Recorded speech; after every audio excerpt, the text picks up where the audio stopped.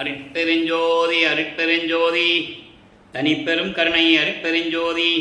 எல்லா உயிர்களும் இன்புற்று வாழ்க, வள்ளல் மலரடி வாழ்க வாழ்க, கொல்லா விரதம் புகழை எல்லாம் ஓங்குக, நல்லோர் நினைத்த நலம்பெறுக, நன்றி நினைத்த எல்லோரும் வாழ்க இசைந்து.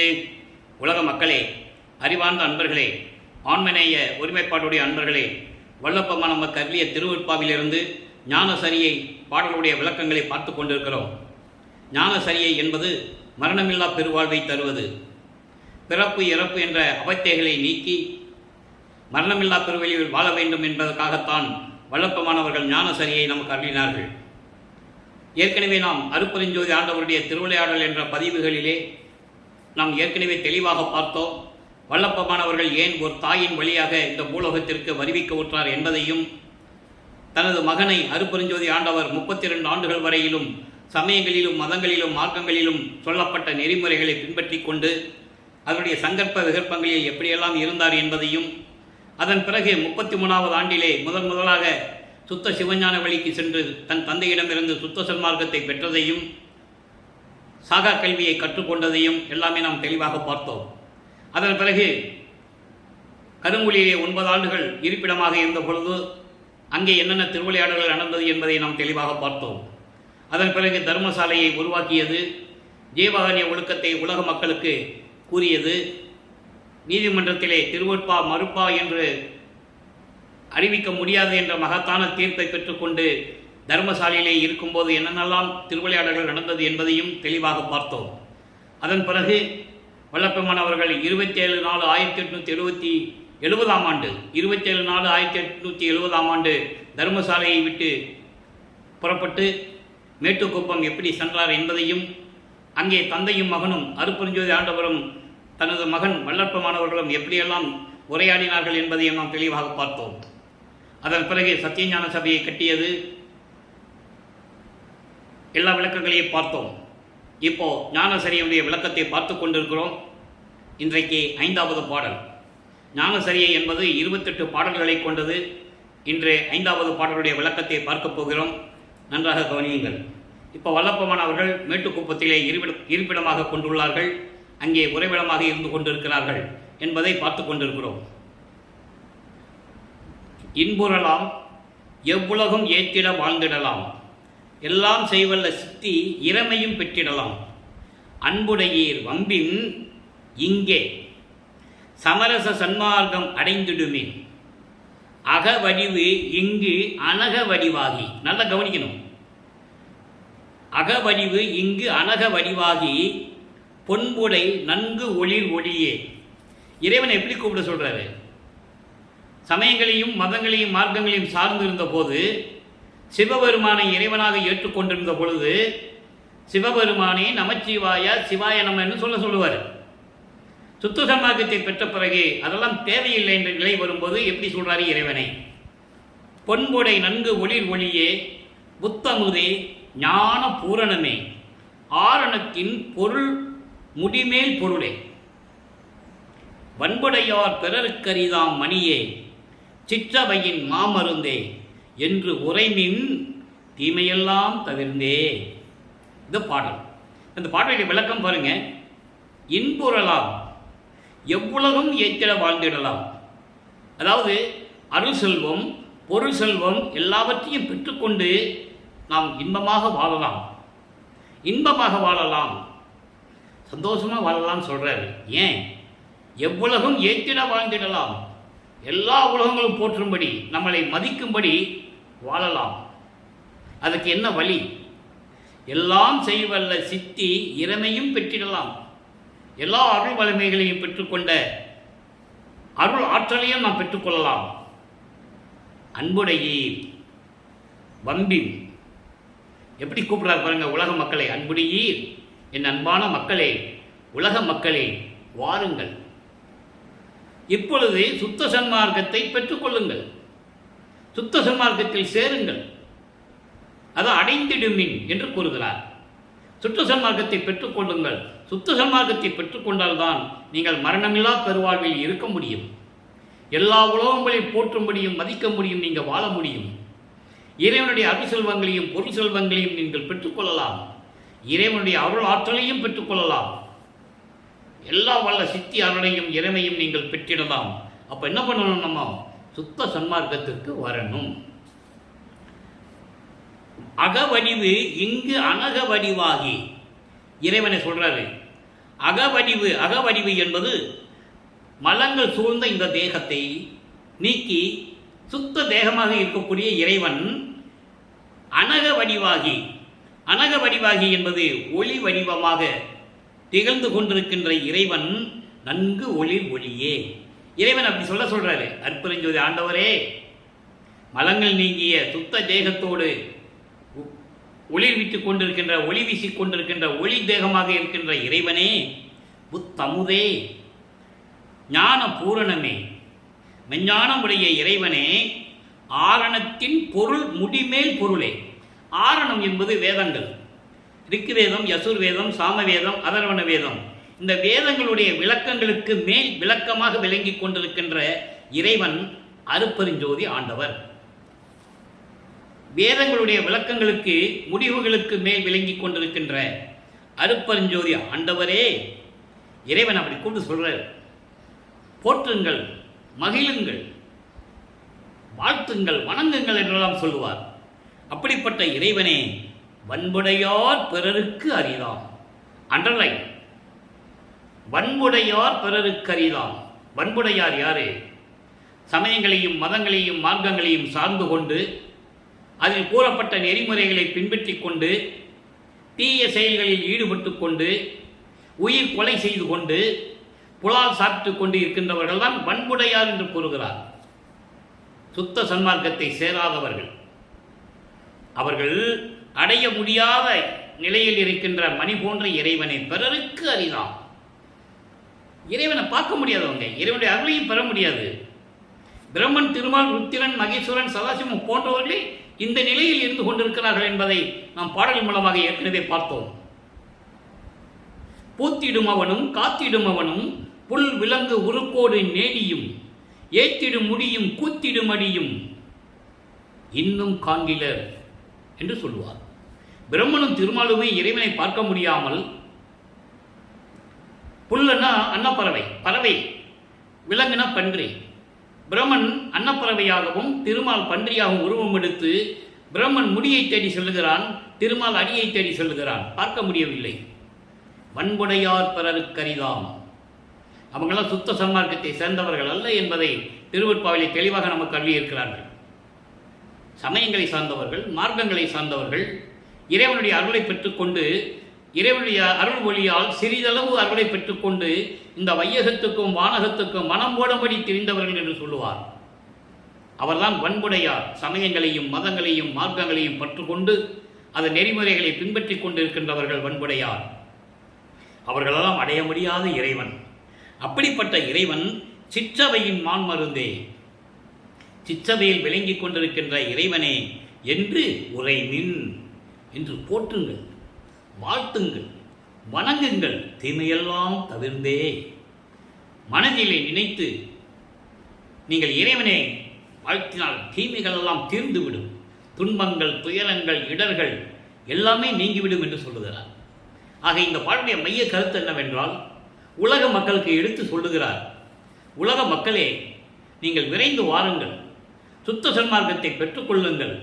இறைவனுடைய அருள் செல்வங்களையும் பொருள் செல்வங்களையும் நீங்கள் பெற்றுக்கொண்டு இன்பமாக வாழலாம். எல்லா உலகங்களும் மதிக்கும்படி வாழலாம். இறைவனுடைய எல்லா ஆற்றலையும் நீங்கள் பெற்றுக்கொள்ளலாம். சுத்த சன்மார்க்கத்தில் நீங்கள் சேர்ந்து கொள்ளுங்கள். இறைவனை எப்படி போற்ற வேண்டும்?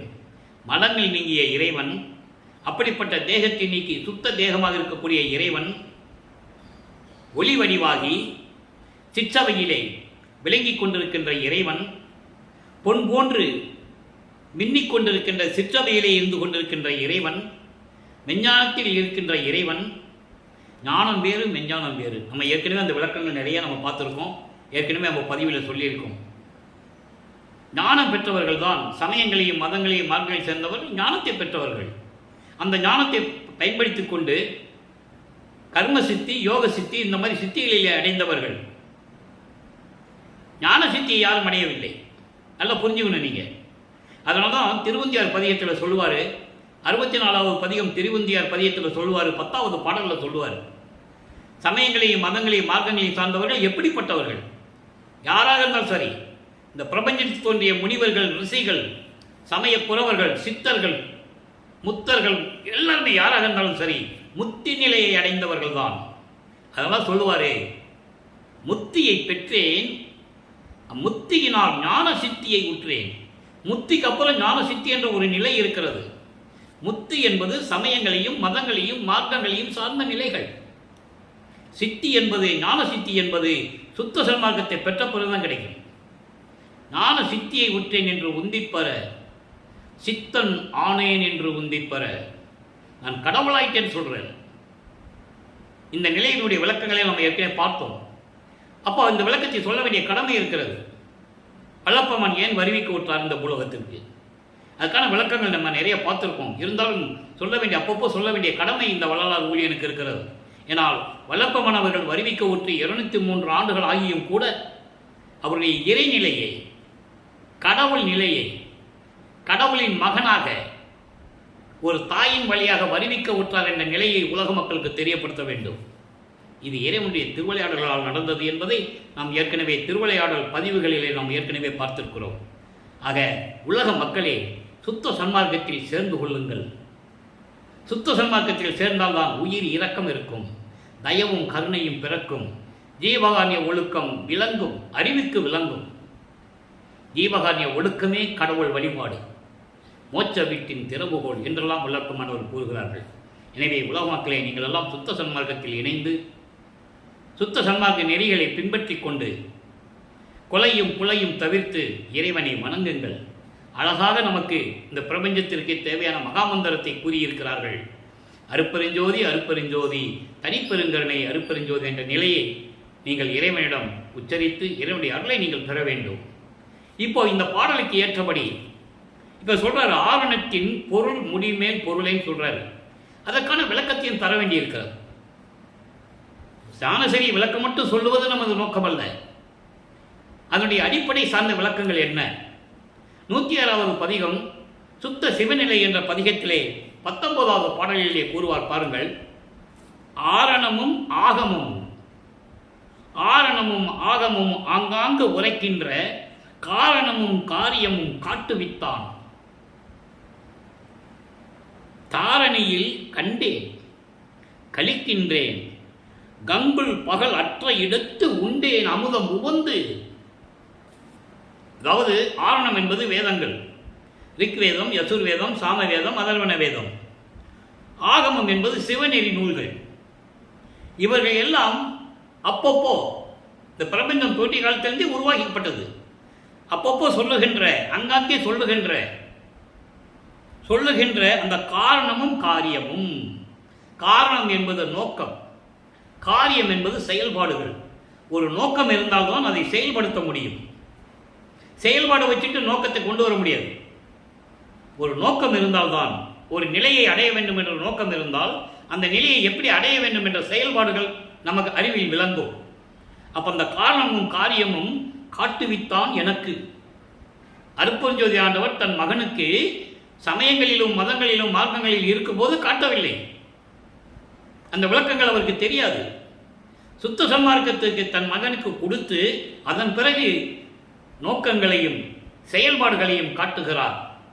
அப்போ வேதங்கள் சொல்லப்பட்டது, ஆகம நூல்களிலே சொல்லப்பட்டது, அதனுடைய காரணங்களையும் காரியங்களையும் எனக்கு காட்டுவித்தான் என்பது எனக்கு தெரியப்படுத்தி எனக்கு விளக்கத்தை கொடுத்தான் இறைவன். சொல்லிட்டு சொல்றாரு, தாரணியில் கண்டேன். தாரணி என்பது இந்த பூலோகம். ஏற்கனவே என் தந்தையால், அருப்பெருஞ்சோதி ஆண்டவரால் நான் ஒரு தாயின் வழியாக இந்த பூலோகத்திற்கு வருவிக்க உற்று, இந்த பூலோகத்தில் சமயங்களையும் மதங்களையும் மார்க்கங்களையும் நான் சார்ந்திருந்த போது இந்த நிலை எனக்கு கிடைக்கவில்லை. சுத்த சன்மார்க்கத்தை பெற்ற பிறகு நான் எல்லாவற்றையும் கண்டேன். எல்லாவற்றையும் எனக்கு காட்டுவித்தான் என் இறைவன், என் தந்தை. கழிக்கின்றேன், மகிழ்வோடு பேரின்பமாக இருந்து கொண்டிருக்கிறேன். எங்க வாங்கினாரா சுத்த சன்மார்க்கத்தை? கங்குள் பகல் அற்ற இடத்து உண்டேன் அமுதம் உவந்து. இரவு பகல் இல்லாத இடம் எது? கங்குல் என்பது இரவு. இரவும் பகலும் இல்லாத இடம் வெட்ட வெளி. அங்கே இரவும் கிடையாது, பகலும் கிடையாது. அந்த வெட்ட வெளியில்தான் சுத்த சிவஞான வெளி. அங்கதான் சத்தியஞான சபை இருக்கிறது. அங்கே அமுதம் உண்டு. உவந்து மகிழ்வோடு நான் சுத்த சன்மார்க்கத்தை பெற்றுக்கொண்டு என் தந்தையிடம் அருளமுதம் உண்டே. சுத்த சன்மார்க்கத்தை பெற்றுக்கொள்ள பிறகுதான் அருளமுதம் கிடைக்கும். சுத்த சன்மார்க்கத்தை பெற்றுக்கொண்டு அருளமுதம் உண்டேன் உவந்து மகிழ்வோடு.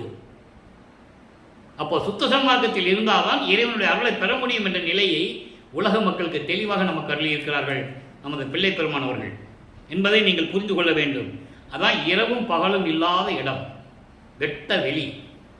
அதை எங்கே கூறுவார் என்றால் 6ஆம் திருமுறையிலே அங்கே ஒரு பாடலில் சொல்லுவார், தில்லை ஜலத்தடையை திரை தூக்க தரிசித்த போது வேய்வகை மேல் காட்டாதே எந்தனக்கே வெளியாய் காட்டிய மெய்வுறவா மெய்ப்பொருளே. எப்படி சொல்றாரு பாருங்க. எனது தந்தை அருட்பெருஞ்சோதி ஆண்டவர் எனக்கு சிதம்பர ரகசியத்தை, சிதம்பரம் என்பது வெட்ட வெளி, அதான் சொல்றார் இங்க கங்குல் பகல் அற்ற இடத்து. அப்போ அவர் சுத்த சிவஞான வெளியிலே போய்தான் சுத்த சன்மார்க்கத்தை பெற்றதையும் அங்கே அருளமுதம் உண்டதையும் தெளிவாக நமக்கு கூறுகிறார். அப்போ வல்லப்பமானவர்கள் இறைநிலையை அடைந்த அருட்பெருஞ்சோதி ஆண்டவருடைய மகன் என்பதை நாம் தெளிவாக புரிந்து கொள்ள முடிகிறது. எனவே அன்பர்களே, நான் ஞானசரியுடைய விளக்கத்தையும் இந்த சுத்த சிவநிலையிலே இருக்கின்ற சுத்த சிவநிலை என்பது 16வது நிலை. சரிய கிரிய யோகம் என்ற 12 நிலைகளும் சமயங்களையும் மதங்களையும் மார்க்கங்களையும் சார்ந்தது.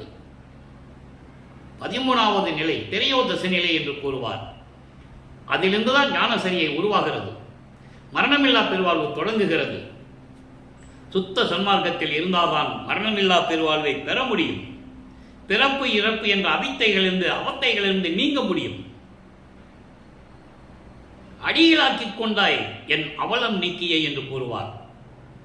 அடியனாக்கி பிள்ளையாக்கி நேயனாக்கியே அடிகளாக்கிக் கொண்டாய் என்னை அவலம் நீக்கியே படியுளோரும் வானுளோரும் இதை நோக்கியே பதியும் ஓரவாரான் என்பார் பதிவு தேக்கியே. அவத்தை என்பது நான் ஏற்கனவே விளக்கம் கொடுத்திருக்கிறேன். ஏனென்றால் இந்த மரணமில்லா பெருவாழ்வை கூறும்போதெல்லாம் இந்த விளக்கம் தர வேண்டிய கடமை இருக்கிறது. 7 உலக அவத்தை விட்டு ஏறினேன் மேல்நிலை ஊழிதோறும் ஊழி உயிர்தலைத்து ஓங்கினன் ஆலியானும் அயனும். எப்படி சொல்ற பாருங்க, ஆலியானும் அயனும் அதிசயக்க என்னுள் வாழி அருட்பெருஞ்சோதி மன்னருளே. தெளிவா சொல்லுவார். இதை பார்த்து பிரம்மனும் திருமணம் அதிசயமா பார்த்துட்டு இருக்காங்க. நான் ஒவ்வொரு யுகத்திலையும் இருந்தவன், 7 உலக அவத்தை விட்டு நீங்கியவன், மரணமில்லா பெருவாழ்வில் நான் இருந்து கொண்டிருக்கின்றவன். தெளிவா சொல்றேன். ஏனென்றால் பிரம்மனால் படைக்கப்பட்டவன் அல்ல நமது பிள்ளை பெருமானவர்கள், திருமாலால் காக்கப்பட்டவர் அல்ல, இந்த 5 பதவ தலைவர்களுக்கும் அப்பாற்பட்டவர் என்பதை தெளிவாக திருவருட்பாவிலே நமக்கு அருளியிருக்கிறார்கள். ஏனென்றால் அவர்களெல்லாம் வந்து இவரை வாழ்த்துகிறார்கள். வாலி என்று என்னை மால் அயன் ஆதியோர் வந்து அருட்பேர் ஆலி என துதித்து ஏத்த புரிந்தாய். அவங்க அப்பாட்ட சொல்ற அற்புதம். நீடூழி வாலி அன்றே வாலி என்று அன்றே சாகாவரமும் உகந்தளித்தாய் வாலி மன்றோங்கும் மறுபெருஞ்சோதி நின் மன்னருளே. தெளிவா சொல்லுவார். ஆக இந்த நிலையில் இருக்கின்றவர் நமது பிள்ளை பெருமானவர்கள். எனவே அன்பர்களே, சுத்த சன்மார்க்கத்தில் இணைந்து சுத்த சன்மார்க்கத்தை பெற்றுக்கொண்டு இறைவனுடைய அருளை பெற்றுக்கொண்டு இந்த வையகத்தில் நீங்கள் வாழ்வாங்க வாழ வேண்டும். தினமும் நாம் ஞானசரியுடைய விளக்கத்தை பார்க்க இருக்கிறோம். ஒவ்வொரு பாடலிலும் ஒவ்வொரு விதமாக நமக்கு அருளி இருப்பார்கள். சமயங்களையும் மதங்களையும் மார்க்கங்களையும் சாராத ஒரு மார்க்கம் சுத்த சன்மார்க்கம், இறைவனால் உருவாக்கப்பட்ட மார்க்கம், இறைவனை நேரடியாக அடையக்கூடிய மார்க்கம். இங்கே இடைத்தரகர்களே கிடையாதுன்னு சொல்லுவார். ஒரு பூசாரி வைத்து பூஜை பண்ணுறது, அபிஷேகம் பண்ணுறது, அர்ச்சனை பண்ணுறது, ஆராதனை பண்ணுறது, இந்த இடைத்தரகர்கள் வேலையெல்லாம் இங்கே கிடையாது. தீபத்தை பார்க்க வேண்டியது, நமது மனக்குறைகளை நாம் தந்தையிடம் கூற வேண்டியது. நாம் செய்ய வேண்டிய கடமை ஒன்றே ஒன்று தான். புலாலை மறுக்க வேண்டும், மாமிச உணவுகளை தவிர்க்க வேண்டும், உயிர்களை கொலை செய்வதை நிறுத்த வேண்டும். உயிர்கள் என்பது ஈ முதல் யானை வரை மனிதர்கள் எல்லாமே உயிர் என்பது எல்லாருமே பொதுவானது தான். நம்ம மனதறிந்து எந்த உயிரையும் கொல்லக்கூடாது. இந்த நிலையில் இருந்து கொண்டு இறைவனை வணங்கி இறைவனுடைய அருள்களை பெற்றுக்கொண்டு நீங்கள் இந்த வையகத்தில் வாழ்வாங்கு வாழ வேண்டும், நோயற்ற வாழ்வில் வாழ வேண்டும். எனவே தெய்வத்துக்கு முன்னால் நின்று கொண்டு அருப்பெருஞ்சோதி அருப்பெருஞ்சோதி தனிப்பெருங்கண்ணை அருப்பெருஞ்சோதி என்ற மகாமந்திரத்தை உச்சரித்து இறைவனை மனதால் உருகி வணங்கி எல்லாரையும் பெற்றுக்கொண்டு இந்த வையகத்திலே நீங்கள் வாழ்வாங்கு வாழ வேண்டும், நோயற்றவையில் வாழ வேண்டும் என்று இறைவனுடைய தயவாலையும் கருணையாலையும் இறைவனுடைய அருள் பெற்றவன் என்ற கடமையில் அந்த தயவில் இந்த வள்ளலார் ஒளியன் கேட்டுக்கொண்டு விடைபெறுகிறேன். நன்றி, வணக்கம். அருப்பெருஞ்சோதி அருப்பெருஞ்சோதி தனிப்பெருங்கருணை அருப்பெருஞ்சோதி. நாளையும் விளக்கம் தர வேண்டிய கடமை இருக்கிறது. பார்த்து மகிழ்ந்து இறைவனை ஏற்றுக்கொண்டு அருளை பெற்றுக்கொள்ளுங்கள்.